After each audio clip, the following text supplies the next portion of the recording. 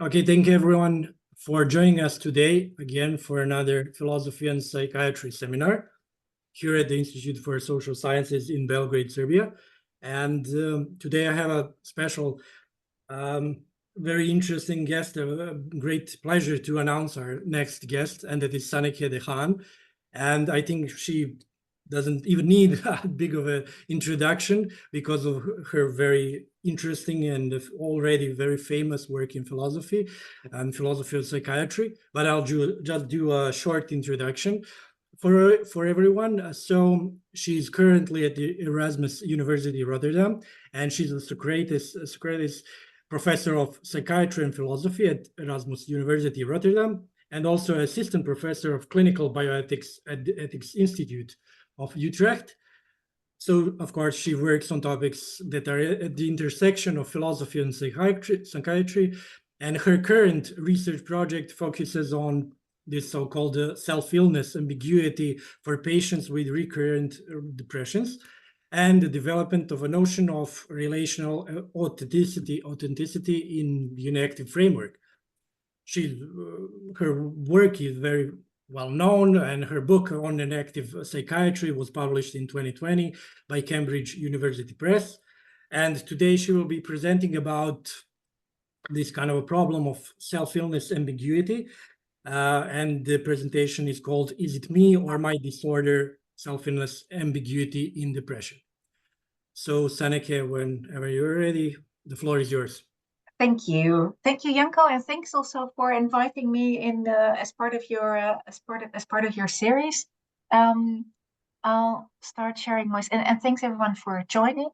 Feel free also to interrupt me during the talk with questions. I'm not sure whether I can actually see the chat, so in case you have a question, just interrupt me by unmuting yourself. I would say. See. Can you indeed see my screen? Just checking with Janko. Yeah, everything is fine. Perfect. Right. So, talking about self-illness ambiguity in depression, I was recently talking with a colleague about the whole topic of self-illness ambiguity and Miguel, and then we just discussed how that it's a topic that has so many interesting sides, but also makes it really difficult to be concise because it's about what is self, what is illness, how to think about their relation, what is authenticity, and then when you think in the case of depression, explaining depression. So today I will talk mostly also about self-illness ambiguity as the concept, some of the things I think that I think are not so clear about the concept itself. So some suggestions for that. Before I get in, also quickly saying something about being yourself and being depressed. So these are two participants from a study I did with, like Janko mentioned, with people with recurrent depression. These are pseudonyms, and Anya told me. She told me the reason why she wanted to join my research project, and she said this is something that I really struggle with, and she just summarized it so nicely. She said, "Do I feel shit, or is the situation shitty? And do my pills make me fake, or do they rather make me real?" And another participant, Russ, said, "Who would I have become if I wouldn't have had depressions and if I wouldn't have used medication?" So reflecting on the fact that medication also does something to her, flattening her emotions in a sense. And she says that also impacts, of course, the decisions you make in your life. And yeah, what would my life have looked like if I wouldn't have taken medication? Also, if I wouldn't have had those depressions. And here's, I would say, classic book on this by David Karp, Is It Me or My Meds? And he just really nicely summarizes the whole self-illness ambiguity topic by asking, if I experience X, is it because of the illness, the medication, or is it just me? Right. So like I said, I will start with talking about self-illness ambiguity. And actually will talk about that for quite a long time because I've been struggling with this concept actually a bit. And then I'll say something about being yourself and about depression and being yourself. So some other examples of self-illness ambiguity. This is from a paper by Hope and colleagues who interviewed people with anorexia, only women actually, girls and women with anorexia. And one of the participants they interviewed said the following: am I being anorexia because I'm not having a spread or on my bread? Or is that me being perfectly capable of making my own decision about what I do and don't like? It's difficult to know.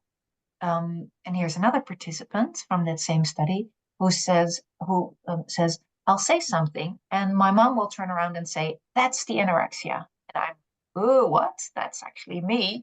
And she'll go, no, it's anorexia. So in that respect, I get scared sometimes because I think, oh my God, I don't know who. And I think these two quotes already sort of nicely show some fundamental issues at stake here. So how to relate to this disorder, if it's even properly called a disorder, which might also be something that you want to discuss or not agree with. Also, if I want to say or I want to ask this question, is this part of me or not? How then do I distinguish between what is part of me and what isn't? And also what role might others play in here, like the mother in the previous quote. And this is a citation from Ruth Henry. This is a pseudonym of, and she writes about her difficulty of accepting the diagnosis of depression. And one of the things she writes in this, it's a short paper, but I think it's really, really good in conveying sort of the difficulties around this. And one of the things she writes is, I think I was born with the tendency to think pessimistically and be overly sensitive and anxious. At what point did my temperament metamorphose into symptoms of a disease? Are they distinct or are they one and the same? So there is this clear question where to draw the line. When do we call something character or temperament? What does something make a disorder? How to distinguish those? When are your problems just part of the normal struggles of living? And for her, sort of running underneath this all is the question, who is entitled to a diagnosis? Because she really feels that she's not entitled to a diagnosis of depression. She feels that she should basically be less lazy or do more or give herself, so to say, a kick in the ass, to say it very unfriendly. But then again, a psychiatrist actually says that is actually a signal of your being depressed, that you don't feel you deserve a diagnosis. So then she's all confused about that. And one final example, this is from David Karp again, also a really good paper where he tells about his experience in taking part in a self-help group for people with depression and bipolar disorder. And there in this paper he writes, it was quite common to hear people talk about the fact that when they were overly aggressive, acting out, irritable, and so on, it was the illness talking, not them. One woman, whose husband was a manic depressive, said that sometimes it is unclear whether the illness is talking or whether he is talking. In a different meeting, a woman who described a history of beginning to take college courses only to drop out offered the following analysis of her behavior. I would always start courses and then drop out. I used to think that I was easily bored. Now I don't blame myself or the class. It's not me or the class, it's the illness.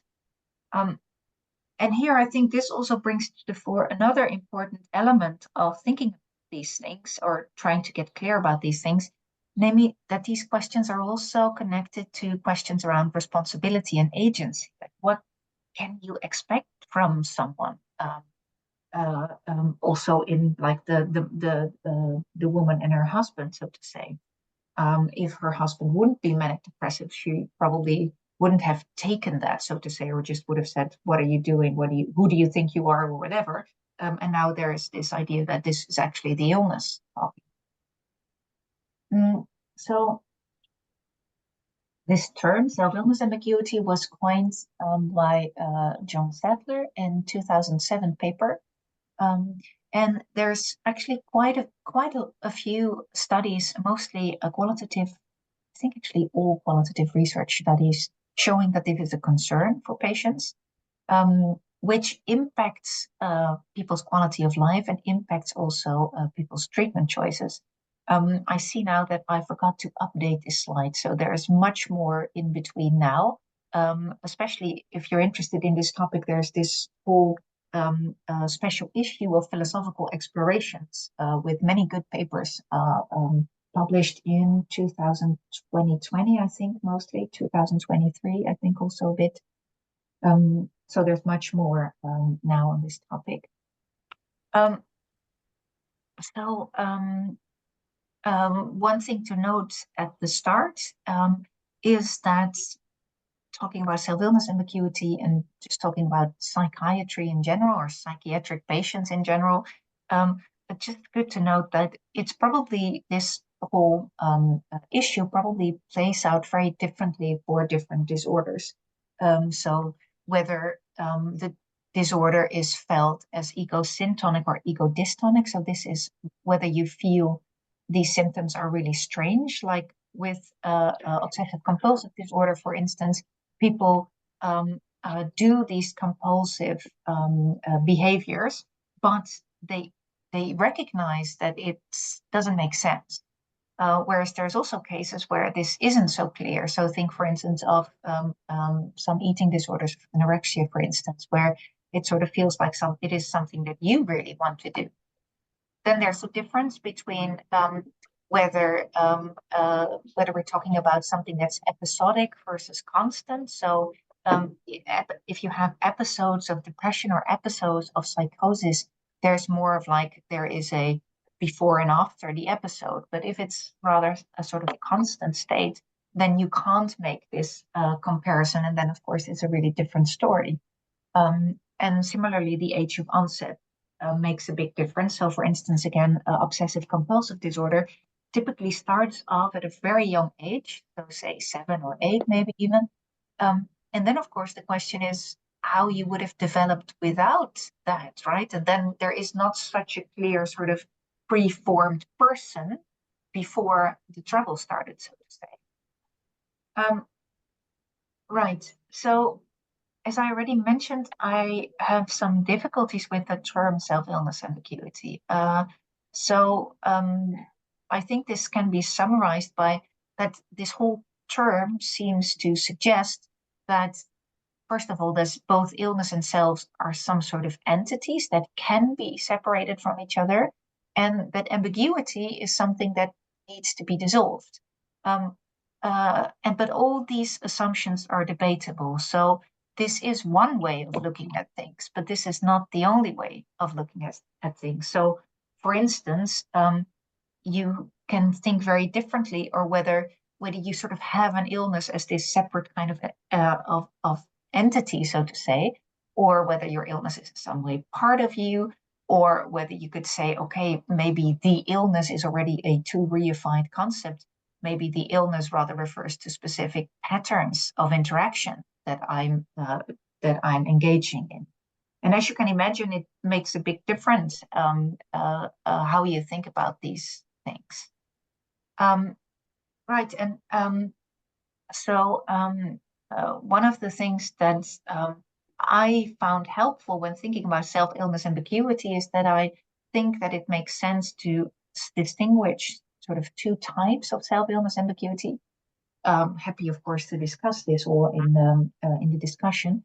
And the one would be what I termed experiential self-illness ambiguity, which is really on this particular instance, this particular experience, where you wonder, is my reaction to the situation, is my sense making of this situation appropriate or not? And Another type would be a much more sort of long-term, a long-term kind of question, which I called existential self-illness ambiguity, namely, how do I relate to my problems and how do my problems relate to me? So that is much more of a long-term, you talk about long-term patterns. So what, yeah, well, not just these particular instances, so to say. So I've so when you look back at the examples that I gave in the beginning, this example of is it me or the anorexia, so to say, speaking.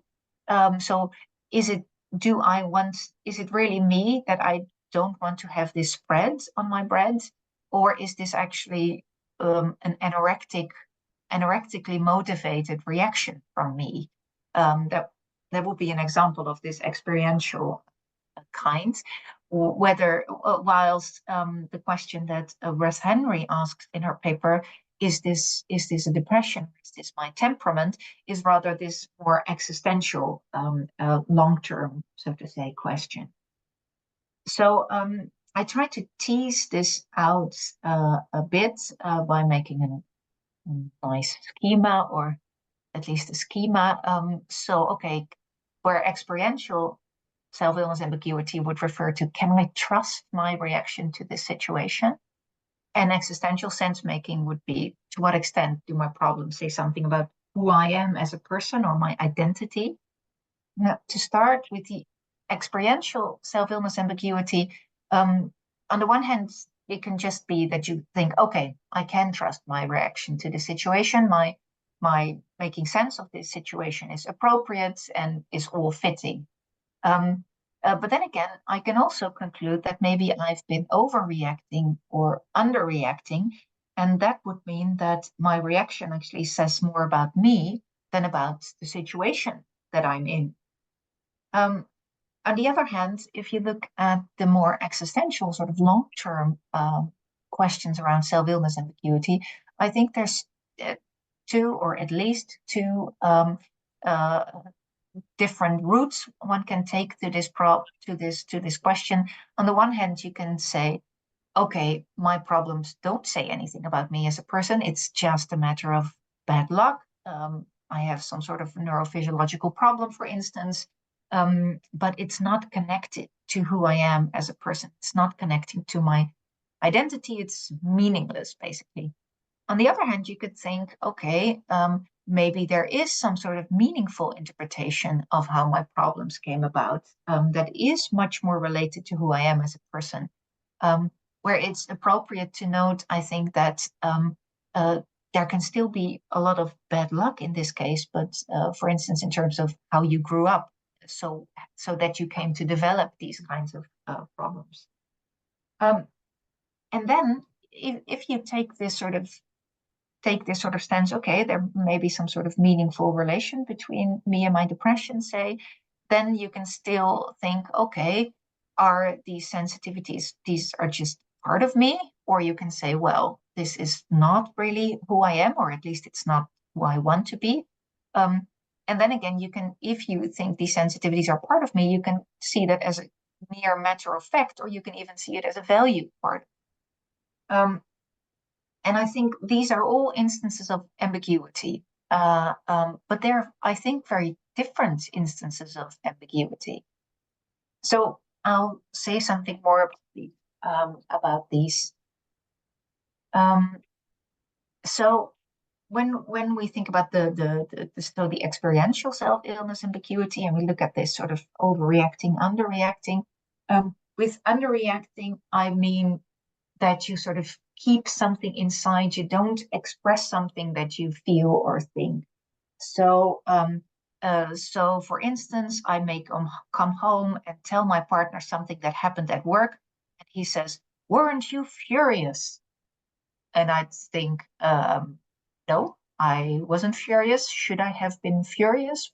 Do you think that was appropriate? And he would say, hell yeah, I think that would have been really appropriate to be, I would have been furious in your place, or something like that. So I think underreacting refers to some sort of disconnect between your experience and your expression or behavior, or you don't show yourself, or maybe even you're not even in touch with yourself, in the sense that so for instance, this example of the anger, if I have this whole history or this whole habit of inhibiting myself or inhibiting anger in particular, I may even lose touch with that in a sense, and not even feel anger anymore. On the other hand, you could say people might overreact. So I might come home and tell my partner something that I was actually furious about, and he would say, but I mean, is this really such a big thing? And they didn't mean it like that. Or are you really sure that this is that if you have you interpreted the situation right?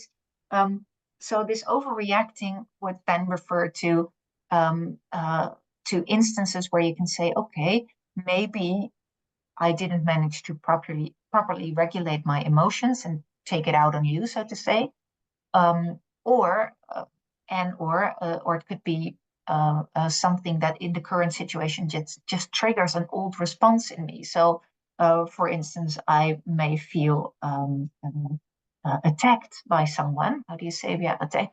I feel threatened by someone, but that may be just reflecting my own sensitivities because of my background, rather than something that it is that you do, that you are really threatening me. It's rather something that really is easily triggered in me. So here I think you can see a disconnect between one's experience and the situation. So in a sense, you could say you're not completely in touch with the situation. You estimate the situation wrongly. Or another way of saying it is, I think, that you can say, okay, this is rather, it's more of a reflex than an action. So I respond in a certain way, I get triggered in a certain way, and even afterwards, I may myself sort of feel like, okay, I really overreacted this, but this is just my old problems playing up, so to say.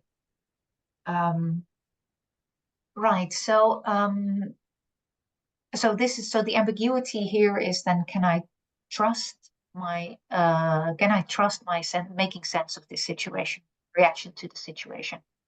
And I think it's clearly relevant to sort of solve ambiguity here, because it's fundamental that you can trust your own sense making, and that you don't want to overreact and underreact for your own goodwill, so to say, for your own flourishing, but also because it's super important for your interpersonal relationships. You want to sort of do others justice with your reactions also.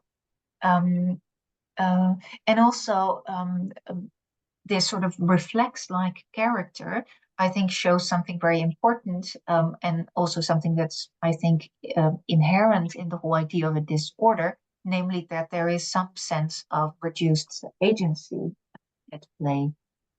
If you could, it's something that you don't really control in that sense. Now, and then the question is how to go about estimating the appropriateness of my reaction. And yeah, one clear thing is, I think, knowing your own sensitivities or triggers from past experiences. But another, I think, important part here is played actually by the people around us. So rather than that we introspect and look within us, was my reaction appropriate? We sort of, like in my example, my partner reacts to it, or a friend or someone says something like, wasn't that a bit overreacting, or something like that. So I think it's often a relational strategy where you sort of estimate the accuracy of your sense making. Now, in a recent paper by Roy Dings and Leon de Bruin, they make this point. They say, what's so special about not feeling it like yourself? And they offer what they call a deflationary account of self-illness ambiguity. And they basically say, okay, there's ambiguities all around us. And I think in this respect, so doubts about the trustworthiness of one's own reaction are indeed not unique to psychiatric disorders. So they give the example of being hangry, angry because of being hungry, You can think of all sorts of cases where your hormonal conditions sort of plays up, that you wonder, can I trust my reaction now that I'm very hungry, or can I trust my reaction now that I know I'm almost, my period is almost due, and I'm always really easily sort of annoyed when that happens, and so on and so forth. I don't think that this sort of makes self-illness ambiguity totally deflated, as they argue, because I think this doesn't really work in the case of existential self-illness ambiguity. Right, so coming to there, yeah, so here I made this distinction between meaningful and meaningless sort of takes on what is at stake. So if you go opt for the sort of meaningless route, you would say, okay, my depressions are not intrinsically connected to who I am as a person. This is also something you could call it an externalizing strategy. Mark Rigo wrote an interesting paper on it, and Serif Tekin did as well. And I think Johnston's famous cartoon book about him and his black dog, where he compares his depression to a black dog, are all examples of this. And here a sort of fundamental motivation to taking this stance, so to say, is that there is more to the person than their problems, and it may actually help to be aware of this and to distinguish between one's personal identity and problems, and to externalize one's problems in the sense of rejecting them may also be rejecting them to be part of one's identity may actually have important therapeutic beneficiary consequences. And in a recent paper by Sophia Jepsen, she has this nice analogy, which I think sort of summarizes this view also in a nice way. And she says, one way to think about my mental illness is as analogous to an unforeseeable rainstorm and flooded basement. Both the onset of mental illness in the first place and all its symptoms might be considered things that just happened to me. They are included in the story of my life, just like the rainstorm and its consequences, but they are not part of me any more than the storm is. And then she continues and she says, I do not see myself as for instance, a melancholic person because I have depression, any more than I see myself as a wet person because my basement is flooded. So I think that is a nicely points to this type of stance. There are some clear advantages, I think, to taking this option. So like I said, it can really benefit one in managing the illness by taking a stance on the disorder, not having this fixed sense of identity, of there in that sense also being possibility of therapeutic progress. And I think also that it actually fits with this experience of less agency in some of these instances of the disorder taking over. So it's something that sort of befalls you, that happens to you, like a rainstorm happens to you. Then again, I also think there are some disadvantages to this. When especially Rigo and Tekin, they talk about rejecting symptoms and problems, and I really wonder if this is a proper description of what's going on there. And I also wonder if there isn't sort of danger of an opposite effect. So if you externalize it to such an extent that it's just a rainstorm that sort of happens to you, then you might experience less agency over what's going on because it's just, we don't have any control over. A rainstorm really just happens to us, right?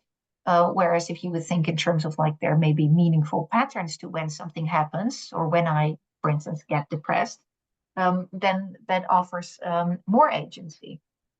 And also, in contrast to the rainstorm, but what Sophia Jepsen actually also says, by the way, that it is part of your identity anyway, right? In the sense that these are vulnerabilities that are part of you.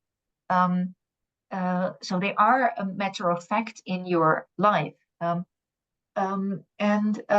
here I think it's interesting that in the study I did, many participants that I stressed actually the need to move away from fighting the depression to some form of accepting it.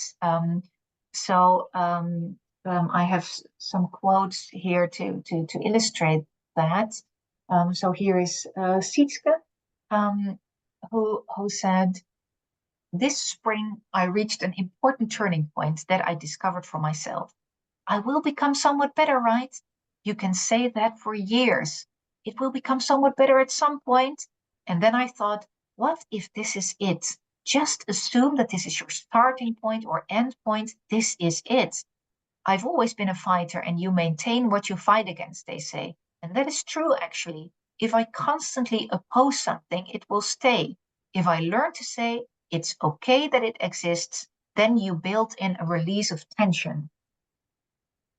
And here, a different participant who says that an important point for me, besides my medication, that made things better is that I stopped fighting against my depressive thoughts and negative thoughts, and that I started to accept that these were just as much part of me as my positive side.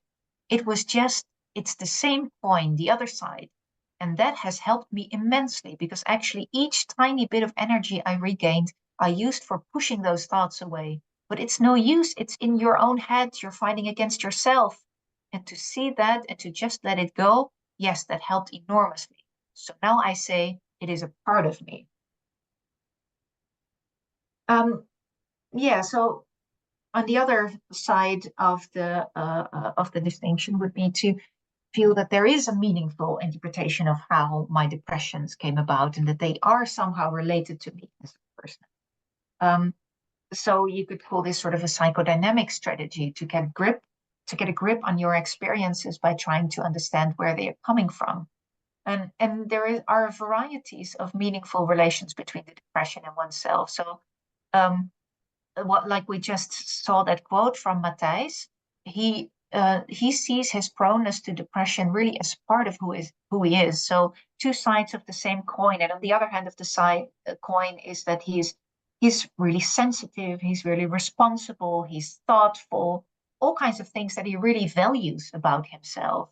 And he says, but the fact that I am a sensitive, thoughtful, responsible person also makes me vulnerable to be depressed. And then there are people who say, okay, this is part of me, but it is actually a part that I want to diminish. That is a sort of sick part of myself. And then there is there are few participants in my study who even went further than that, and they saw their depressions as a means for personal growth. As signaling something meaningful to them that they had to work on, so to say. Right. The advantages of taking this strategy would be that if you do understand what's happening or where things are coming from, then that would provide at least secondary and potentially also primary control, and thereby enlarging one's sense of agency or agency. And you may also wonder whether a more integrative perspective may also encourage a kinder existential stance. And here I mean in the sense that when you accept things more, you're less harsh on yourself, so to say, which in turn can be beneficial for recovery. Then again, there are, of course, disadvantages too. Taken, for instance, really focuses on the danger of over-identification, when you really this is the only narrative you use to explain everything. Everything is explained in terms of your illness. And there is the sort of empirical question whether an externalizing strategy may actually be more effective. And this is also something that Jepson says. So it might differ from person to person which type of strategy is, pragmatically speaking, so to say, more effective. Right. So I've talked about these two groups of ambiguities, and this final bit here down here about whether or not are my sensitivities part of me? It's not quite who I want to be. Is it also not who I am? Do I actually have to just accept that, or do I have to fight it? I think to some extent this is actually at play for everyone as well, in the sense that I think all of us need to come to terms with something. I guess, yeah, I mean, I wouldn't know particularly, but I'm suspecting that most of us will have a view of a sort of ideal version of themselves, and you're not always your ideal version of yourself, right? So you're not always the person you want to be. Um, and then there's this sort of fundamental tension. So how much do I strive for improving myself and my situation, or accepting myself? And this is also related to the whole question of what is actually possible or impossible for me. And as mentioned in the beginning with these quotes, this also has important relational implications. So if I really cannot get out of my bed because of my depression, then my partner has to bring the kids to school, do the groceries, do the cooking, the whole household stuff. Um, uh, and this would be something that my partner would then do because I simply cannot get out of bed, right? Um, but at the same time, if that wouldn't be the case, if I could do something about it, then it feels like it maybe is too much to ask, right? Right. I'm already talking for a long time. So just this quote of another participant in the study to illustrate this difficulty of finding this balance between that um, is self-improvement versus acceptance, so to say. She says, yes, at some point I began to get tired of it. Always those thoughts, when will it pass? What should I do? What could I still try? And then I would try a new kind of medication, and then I would get sick again. I always had the feeling that I had to justify if I did not engage in enough therapies. But at some point I thought, I'm only busy trying to imagine myself in a different place than I am now. It's like you're a kind of work in progress because you're not good enough the way you are. So here I think you can really see also how it can be actually not beneficial to always look for ways in which to improve yourself, that it can have sort of like a opposite effect, even that you're constantly being so harsh on yourself, and you're actually, how do you say, continuing this message of you're not good enough the way you are. So which is kind of also part of the depression itself. Right, some remarks. Maybe, yeah, I think I already mentioned that because your depressions or whatever you are as a matter of fact part of your life, for everyone it goes that you have to in some way make sense of them or relate to these problems, have to deal with them in some way. And I also wanted to mention that this whole category of blame actually doesn't seem appropriate in either of these categories. So that is something that's often seen maybe as an advantage of seeing depression as meaningless.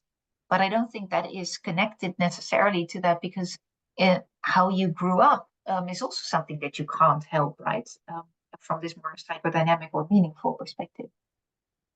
Now, they are obviously connected, these two types of self-illness ambiguity, where the instances or the experiences and the existential self-illness ambiguity rather refers to these patterns. But of course, patterns are made up of single instances, so they are related. And two short notes about what's in the literature, so to say, or the debate on self-illness ambiguity. One really common kind of metaphor or a way of dividing things up is by using internal versus external, or internal is this is me, external this is not me. And I don't think this is a super helpful way to go about thinking about self-illness ambiguity. So in the case of experiential self-illness ambiguity, so can I trust my reaction to this situation? Can I trust my sense making of this situation? There it's not applicable at all, I think. But in the case of existential self-illness ambiguity, there too, I think internal versus external are not super helpful categories. So yeah, what does internal or external really refer to? Because on the one hand, you can also say like physiological processes, my brain processes are internal to my body, but they may be external in the sense that they don't seem meaningful to me or something. Whereas my past events, you could say they're sort of each external happening to me, but they may be really shaped me and who I am as a person. So in that sense, be internal. So this, I just don't think this is often a very useful category. And another thing that I didn't mention. So for instance, in the work of Roy Dings, but Dings and Glas, for instance, but also Dings and de Bruin, but also in Jepson's paper and some other papers as well. I don't bring them to mind so quickly, but there is quite often narratives are referred to as the solution to solving the ambiguity of self-illness ambiguity. And I just think this doesn't really do justice to. I think actually a helpful self-narrative is the outcome of rather than the means to achieving authenticity, because as long as your experience are ambiguous, the same goes for, you also have competing self-narratives. So you have on the one hand the narrative, oh, this is indeed the disorder that makes me do this, or this is actually me.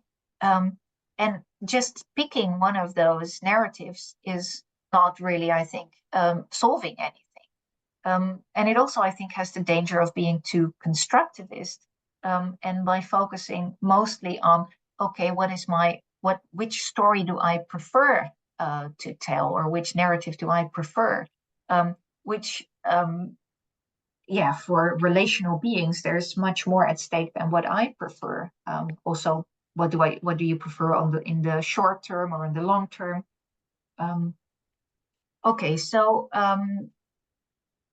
this leaves me with the question, so sort of reformulating the question. So who am I in relation to these patterns of sense making, of behaving, thinking, or feeling that I get sucked into, even if I don't want to?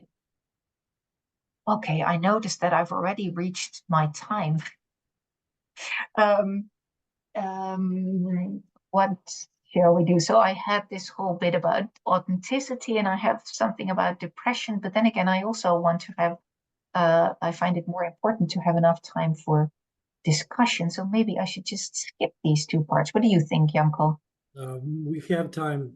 I don't know how long it will take, but you can just talk for 10 minutes more, or then we'll do it. Okay. Maybe then, yeah, okay. Then I'll skip the bit on authenticity, and I'll end up saying some short things about how this, I think, is all at stake in depression. So I'll just skip the whole being yourself. Oh, this is actually such a nice quote.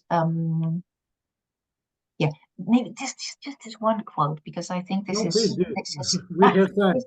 This is helpful. No, I wanted to speak for much less time, and now I'm taking up all my time.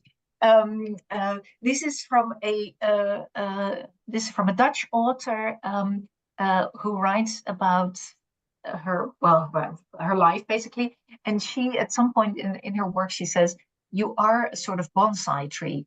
From the start you are mutilated and kept small, and by the time you are released from your parents, the disfigurement is so big that you just keep yourself small and at best grow out in a strange lopsided manner. Now, I have children myself, so this is I find this is quite a negative take on on what raising children, what it means to raise a child.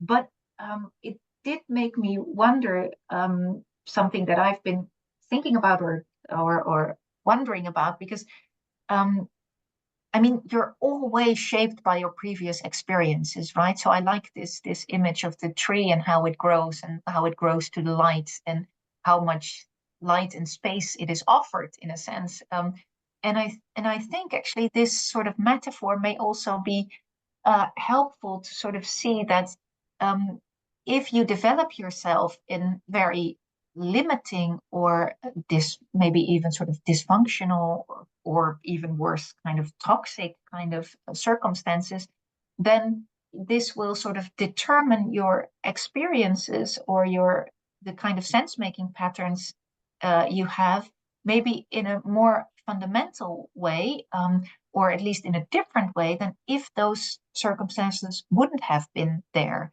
So if you compare someone who has grown up in a supportive environment, and you think about this as this tree who is given all the space and fertility and water and what have you, and then how that person grows out to be sort of reflects, okay, also maybe who that person wants to be.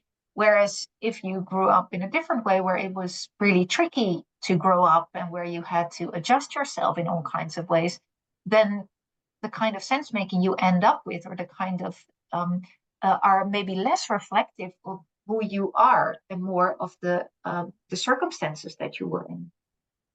So yeah, this be right. So the relation.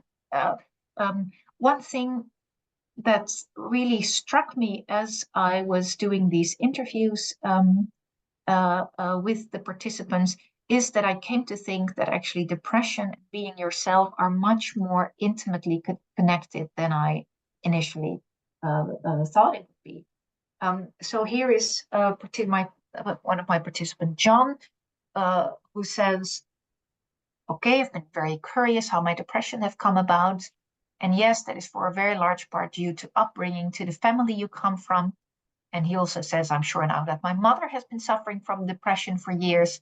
And then he says, as the eldest, you easily get the responsibility to make sure everything keeps going. Yes, so I've learned always to be self-effacing. That's what happened. And this is something that I just, in very different ways, I came to sort of notice in the very different stories that my participants told me. Oh, I'll just leave Hans to the side.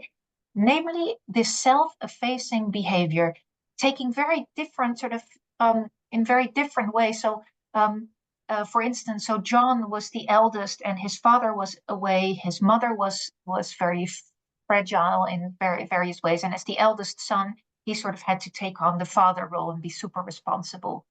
But then there's also people who sort of had to sort of adjust themselves in the sense that, for instance, there's this man who knew from a young age that he is homosexual, but he grew up in a very Christian family and kept this a secret from his parents for a very long time. Sort of that was something that he really held inside. And then there's people telling about how they couldn't express certain emotions when growing up. And I think all these stories are in some sort of, if you generalize, some sort of ways, stories about people adjusting themselves to others, adjusting because of certain circumstances in how they grew up, and yeah, self-effacing, which is sort of um, making yourself really, really small. How do you say, when you make sacrifices for others, that kind of behavior. And there's all these psychodynamic theories on how depression comes about, and I'm not going into them at all. But when I came across, or actually my colleague Sanne van Driel pointed me to this book, Silencing the Self, it immediately struck a chord with me, because I think this is what I've been hearing. People telling different stories about all very different ways of growing up, but all stories that seem to reflect some sort of silencing themselves. Um, yeah, so actually, Dana Jack takes a very specific and a very feminist or gender-based approach to this, where she really focuses on women and depression. And she says, so women value relationships, but our culture labels that as dependency. And then Gilligan, in a preface to a sort of follow-up on this book, she says, the exhaustion of depression reveals the energy it takes to silence the self. Girls in adolescence have to choose between having a voice and having relationships. So they really point to the impact of gender roles within a certain culture, and there are much more women who are depressed than men. So there's certainly something there. But I would also just highlight that we're talking about the importance of power balance within relationships in general. I mean, I've talked also to quite a few male participants who also had stories of adjusting, like John being the eldest and being always responsible and taking care of others, for instance. And I think this is a nice drawing by Caroline Hummels, who to sort of try to sort of capture this idea that maybe I should start with this drawing actually by Jelle Bruineberg. I think every one of us, you have to find some balance between sort of expressing yourself and taking up space in the world, but also reacting or listening or adjusting. So this whole dynamics of how much space do I take, but also how much do I sort of or adjust or change or get impressed by things. It seems to me that that leading up to the depression, something sort of went, this balance got imbalanced in a way that if you always adjust, and if you mostly adjust and don't show yourself so much, that it will also mean that you just, in some sense, you can be less yourself because it's in relation with others that you enact who you are. And there's also some you say some element in here of that it gets worse. You say, how do you call that? A sort of feedback loop, namely that the less you show yourself, the less there's also like a proper interaction. If you understand what I mean, sort of, then you also can't really interact with the person in front of you. So there's lots of experiences of masking, right? Of pretending to pretend not to be depressed or to pretend to be in a certain way. But if you just do that, then at some point you crumble. Yourself, in a sense, implodes, you could maybe say. I think this is a quote by Audre Lorde, who says, "If I didn't define myself, I would be crunched into other people's fantasies for me and eaten alive." And I guess in a sense, in depression, that would be my hypothesis, that this is an important element, at least for some forms of depression, to sort of take up that space of defining yourself. Right. Yeah, so I've already been talking very long. So I'd like to, I'll just skip that too. I'd like to stop here. Thank you for your attention, and I look forward to any comments and questions you might have. Thank you. That was fascinating. I'm sorry that you didn't talk for another hour. So well, we have a lot of time for discussion. Please. Yes. And we have Miriam.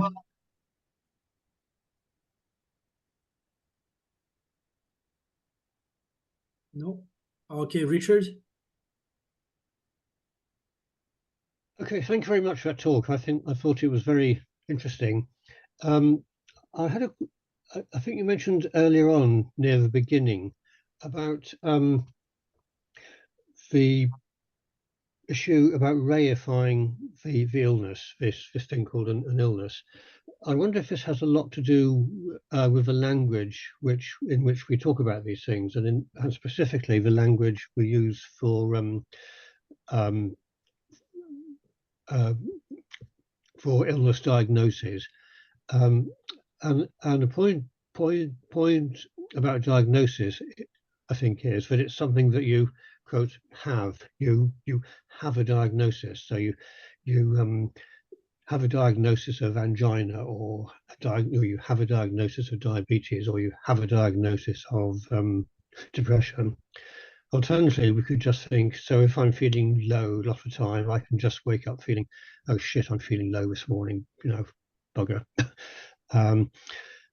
And just see it in that way. Or I can think, oh God, it's my depression again, it's taking over me. And if this is something that I have. So I wonder if part of this ambiguity arises from the language of diagnosis as such. Yes, yeah, I think this is a very valid point. Thank you. So language, I think, makes a huge difference, and there is this reifying tendency in the way we talk about this, right? So, I just gave a course to students on perspectives on mental illness and so on, and I used this metaphor of, say there is like 3 days it's over 30 degrees. That's a heat wave. In fact, what a DSM diagnosis is something similar, in the sense like you have 5 out of 8 symptoms. We call that a depression. Whereas we wouldn't say that somehow the heat wave is caused these warm days, so to say. No, this conglomeration of like this how do you say this follow-up of these hot days, we call that. So there's reification danger, I think, everywhere, especially around diagnosis. And this also really plays a role, I think, in this self-illness ambiguity. Yeah, to be honest, when I started out this research, I thought this would have a large impact, whether or not people would do this, so to say. But then I found out that, so first of all, people are super inconsistent. So yeah, if you speak to people, they will on the one hand say, oh, I have a brain disorder, and then they will go on to explain how it is actually growing up with their mother that is so people are not consistent philosophically speaking, but also this point of having to come to terms or making sense of so for the example you gave, right? I wake up feeling low. How do I make sense of that? And do I explain that in terms of like, maybe I have a depression coming up or not? But can you say a bit more maybe about what your intuitions are on this, or what you Well, I think my intuition on that, but it's very tempting to say, oh shit, I feel bad this morning because I have got depression. Yeah. And I think our culture encourages that to a great extent. I think partly because actually the diagnostic terms from the DSM have really entered our culture at a very deep level, really. So people talk in these terms, I think, without necessarily realizing that they're doing so. Yeah. But on the other hand, I might wake up and my intuition is like, well, I can just say, this is how I get to feel sometimes, and it's shitty, but I'll be better tomorrow, and if I'm not better tomorrow, I'll be better the day after. But I don't actually have a thing called depression. Yeah. So I guess that's the contrast I'm trying to emphasize. Yeah. Yes. Yes, and I agree. So this sense making matters, and I also agree with this, that you can just see this tendency of like also that people use it as a way to sort of explain themselves. So I can't do this because I have anxiety disorder, or I can't do this because I have a socially avoidant personality, or something like that. Right, yes. Sorry? I think that's right. I agree. Yeah. Yeah, and so personally, I find it much more helpful to think of psychiatric problems, to just call that widely, as terms of sort of patterns that you enact in interaction with the world and so on. And then you don't have this whole reified, then you don't, yeah, you don't have this whole reified thing like the depression is causing me to act in a certain way. No, I have this inclination to make a certain sense of the situation, and this pattern of sense making can just not be super helpful. But it's also because it's something that I do in a sense. It's also something that you can sort of be somewhat optimistic. Of course, that depends a lot on circumstances and so on, but that could at least be different, enacted differently, you could say. Right, but yeah, so but I don't think but I don't think that it's all problems go away would go away by just sort of not sort of calling the depression anymore. But I do agree that calling them depression may make things actually worse rather than be helpful. Yeah. Okay, thank you. Thanks. Thank you. Okay, thank you both. Do we have any more questions?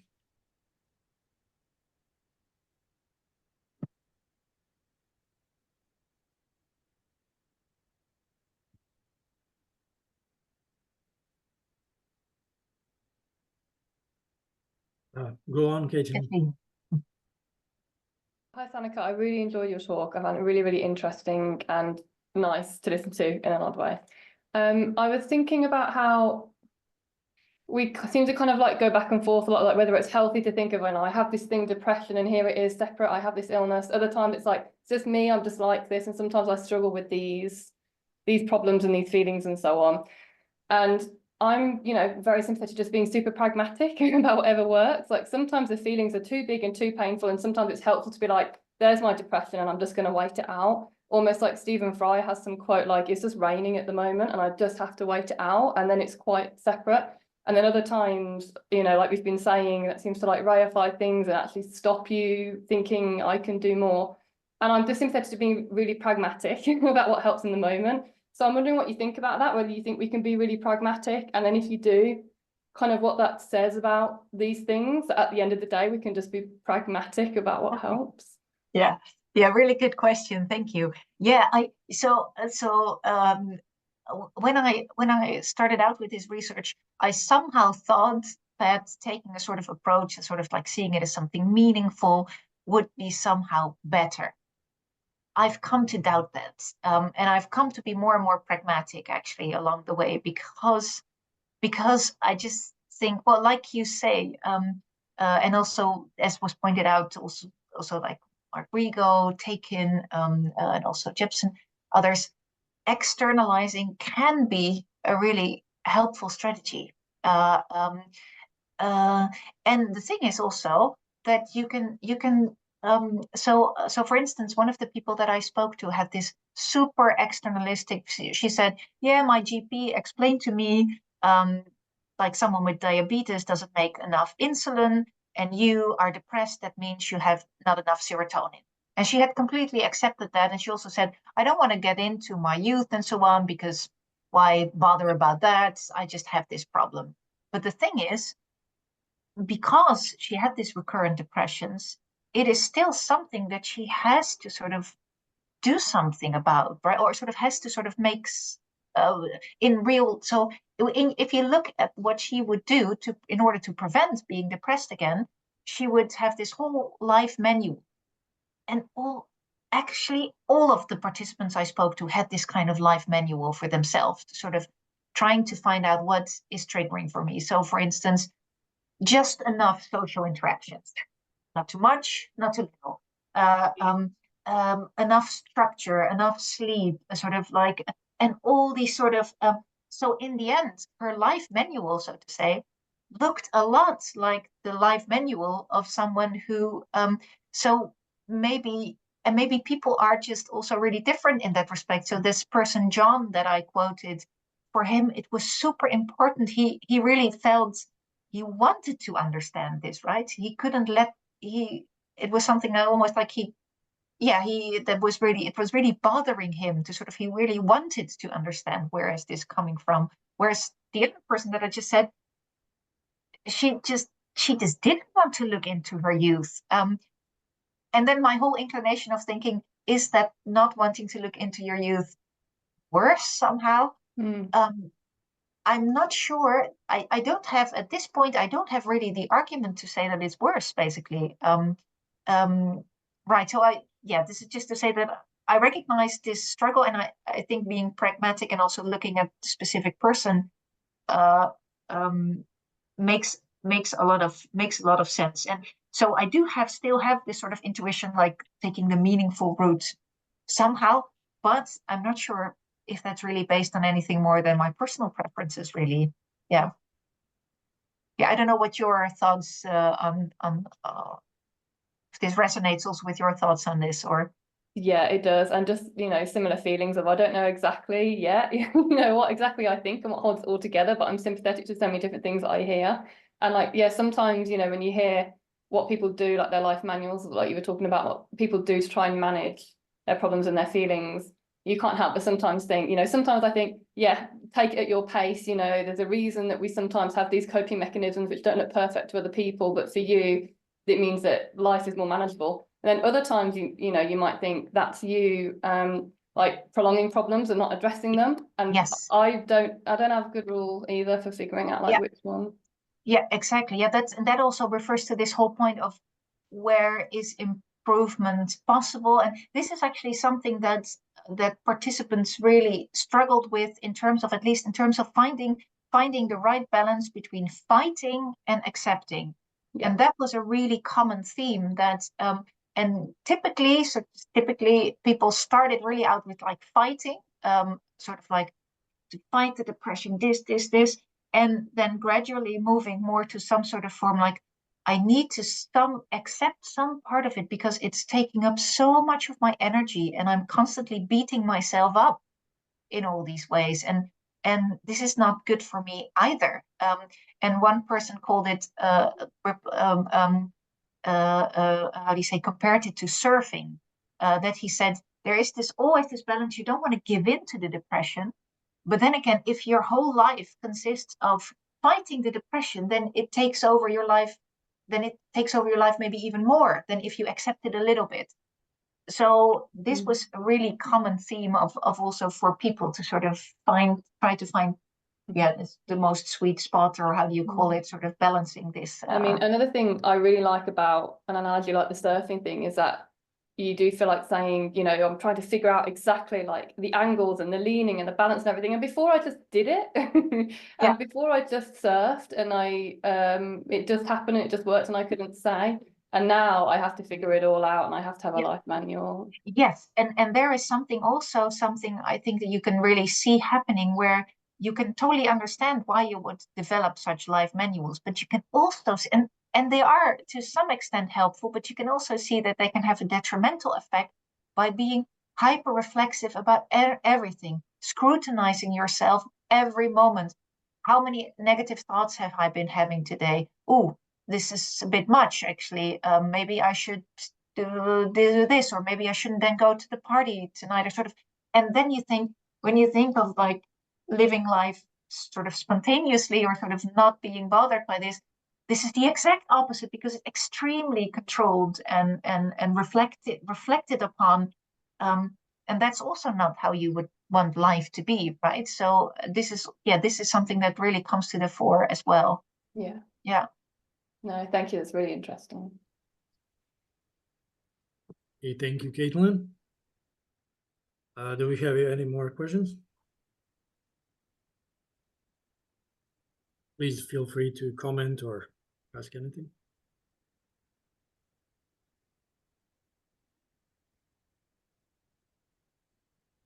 If not, I will use the opportunity to comment just a bit. This is not really, maybe there's a question in there, but I really liked how you made the distinctions here about this, the whole phenomenon. I am very interested in the whole phenomenon is very interesting. It is kind of an abstract philosophical problem coming from philosophy, but it's also a very pragmatic phenomenon for the patients of different which have different mental disorders or so on. But the question that comes in here is there this kind of a strict division, or what is the self and what is the disorder or even the illness? So it basically poses the whole philosophical question, a very interesting philosophical question. Here, what are we comparing here? Are these kind of a different, similar entities? And you very cautiously tackled that question at the beginning. So can we compare, is there even this kind of a ambiguity between the self and disorder or illness? Because self is one kind of a entity and disorder is probably something different. Or is it? Because I don't know, if you look at it from an activist perspective, the self is kind of a pattern, or a whole of patterns, different patterns, and similarly a disorder can be viewed as certain pattern of certain sense making or so on, in the interaction with other people, with the environment. So this kind of a ambiguity or difference, especially visible in the existential self-illness distinction. Ambiguity, as you pointed out, and especially visible there, poses the question, so what exactly is the mental disorder? Is it part of me or not? Is something external? Again, it needs to be defined in more detail what the disorder is, whatever the framework or perspective that you are taking in. So just if you have any comments on that. Yes, thanks. Yeah, this is really nice, because now your question gives me the opportunity to talk a bit about the part that I skipped. Because I agree, and personally, well, it won't come as a surprise that I find this whole enactivist way of thinking very helpful. So coming at it from that perspective, so there's all these.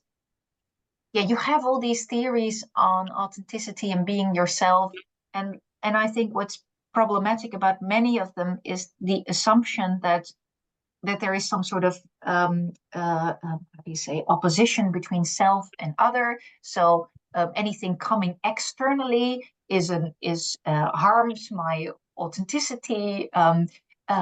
Whereas I think if you come from a relational perspective on selves, we just are constantly in interaction with others, and we are relational beings. So this whole distinction, like anything that comes from others is outside and external, that already doesn't make sense, I think, from such a relational perspective.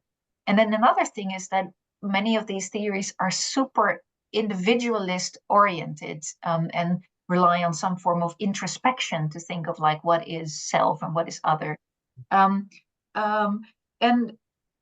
And like you said, what is part of me, what is the disorder, also depends on how you see the disorder. So again, coming from an active perspective, I would think that what we call disorder refers to some what you could call disordered patterns of sense making.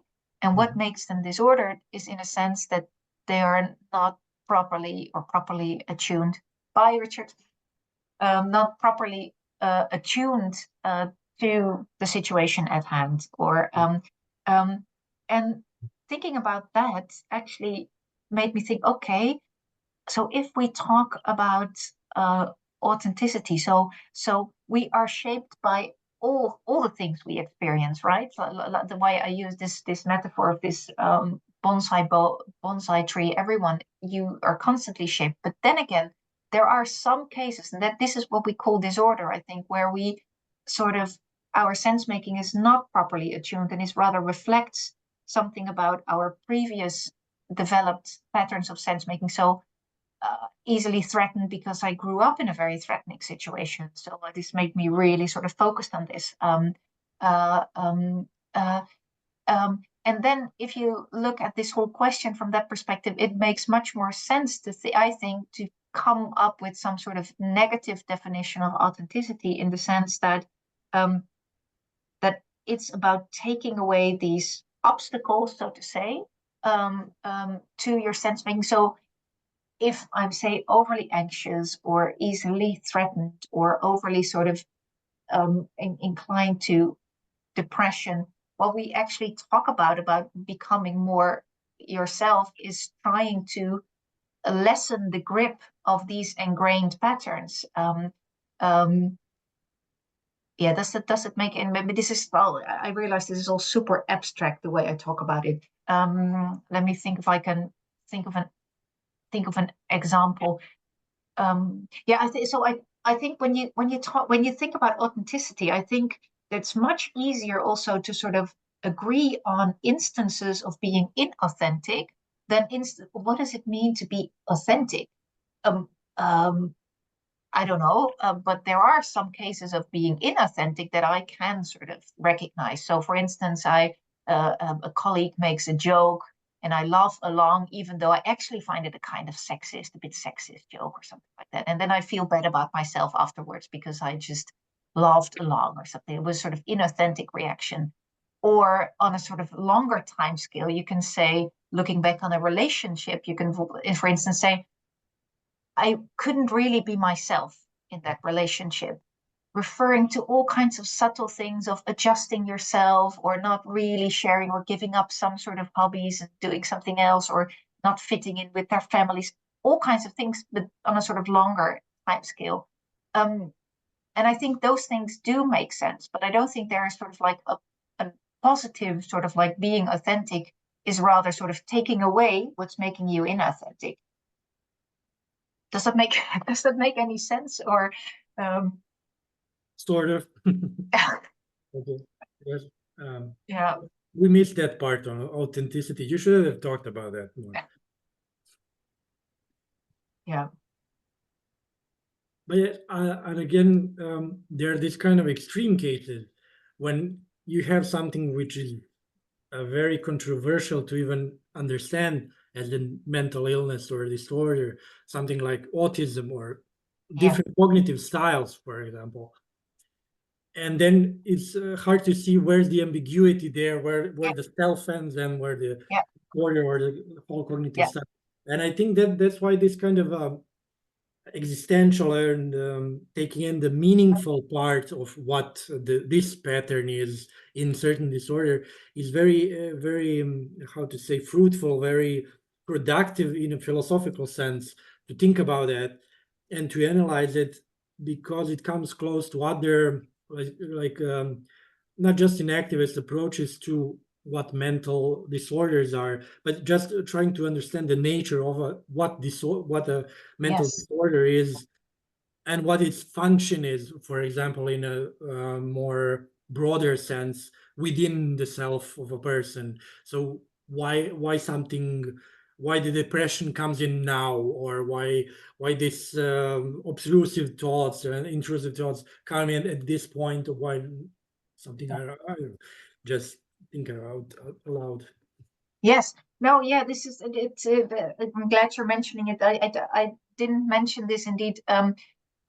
So this self-illness ambiguity, I think I talked about the age of onset, these so-called neurodevelopmental disorders, autism, ADHD, they're there from the start, which is one of the reasons to really wonder whether disorder is at stake here, or at least because what is the difference? And in case of autism or what you would call high functioning autist, there are, I think, many good reasons to just think, okay, this is just a different form of sense making. This is not a disordered sense making. This is just different sense making, right? I think there's many good reasons to think so, especially because much of the suffering is not so much from the sort of inherent in the sense making, but rather a result of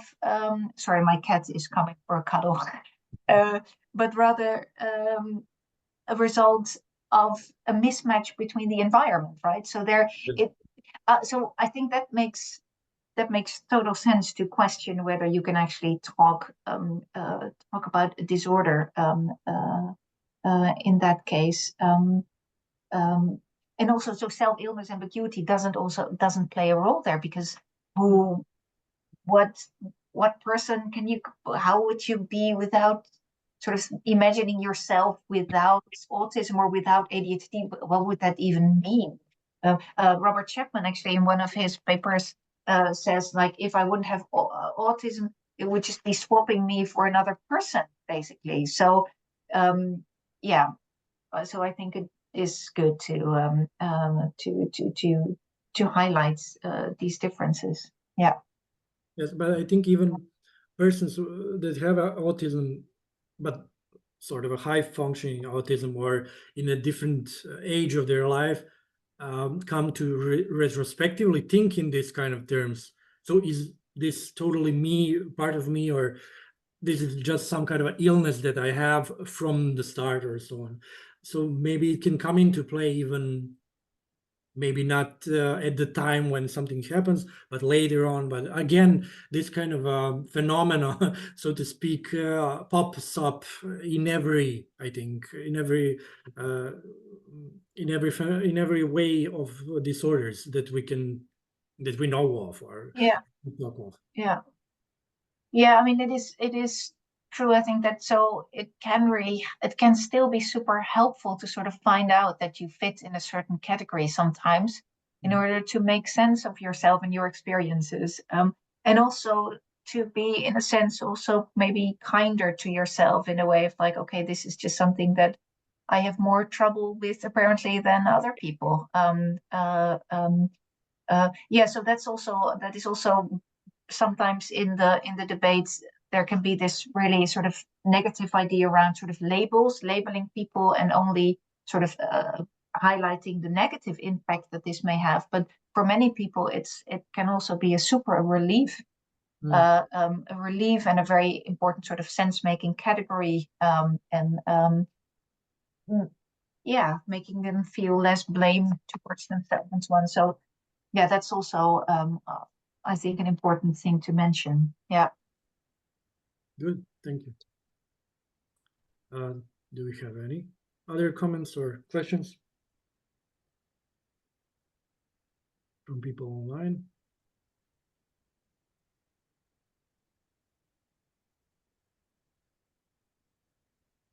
No? Okay. Let us thank then Sanneke and her cat. Let us not make the cat wait for too long to be petted. So thank you again. Thank you. Yeah, thank you, Janko, for inviting me. Thank you for your questions, and yeah, maybe meet again in some context. Have a Yes, nice hopefully weekend, everyone. see you soon. Yes, everyone have a good weekend, and thank you for your questions, everyone. And Sanneke, thank you for your presentation. Okay, see you soon on the next seminar. Bye.